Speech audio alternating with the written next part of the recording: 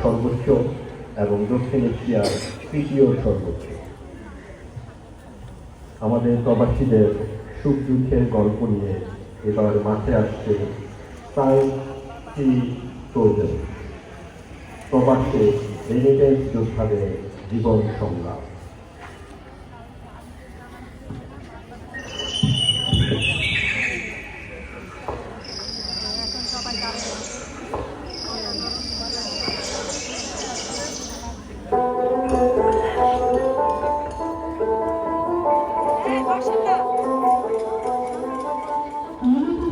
তোমার খবর কি?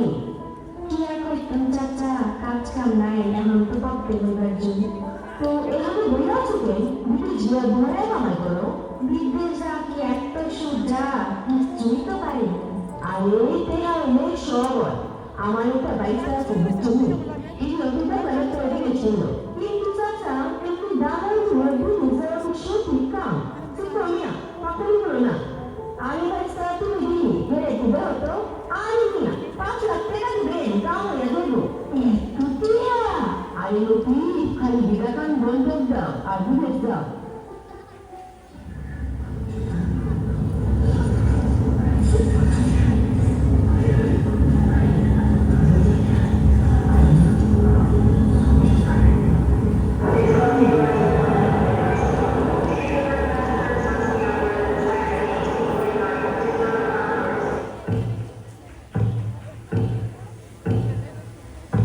দৈনন্দিন জীবনকে দারিদ্র্যমুক্ত করতে, পারিবারিক আশা পূরণ করতে লতিফ কাশেমের মতো মানুষেরা বিদেশমুখী হয়।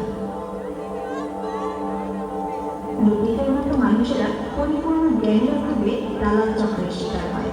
তাদের দাবিমুখে সহায় সম্পদ হারিয়ে নিঃস্ব হয়ে পড়ে। অপরদিকে কাশেমের মতো কিছু মানুষেরা প্রবাসে গিয়ে নতুন দিনের আশায় বুক বাঁধে।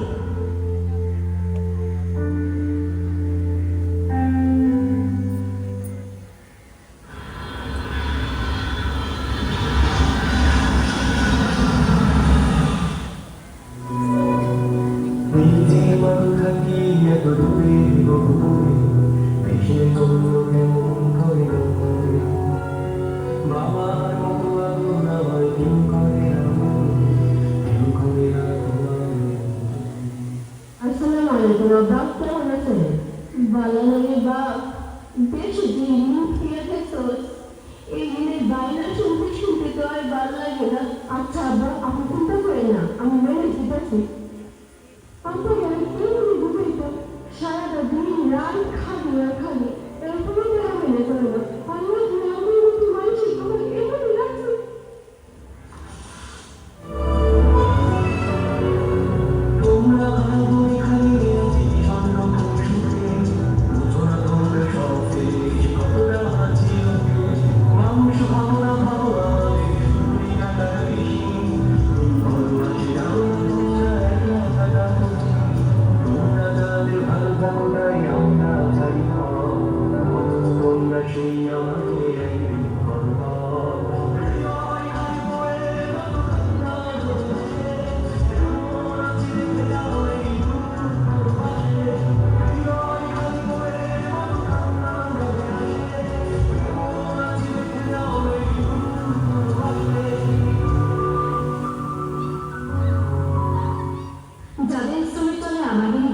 তাদেরকে সকল জায়গায় নিগৃহীতকরণের চর্চা থেকে অতি দ্রুত বেরিয়ে এসে প্রবাসীদের সকল সমস্যা সমাধানে সর্বোচ্চ অগ্রাধিকার দেওয়া এখন সময়ের দাবি।